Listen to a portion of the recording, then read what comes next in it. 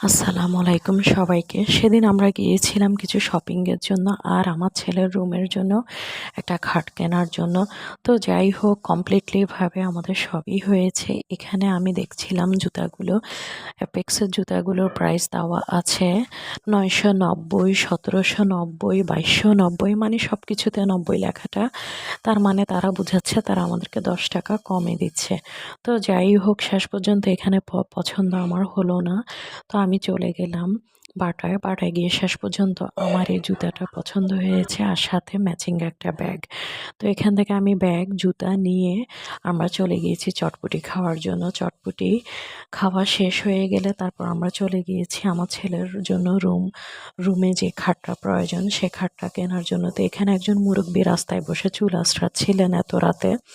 তো যাই হোক আমরা যে খাটটা নিয়েছি সেটা ছিল সেগুন কাঠের, খুব সিম্পল একটা খাট।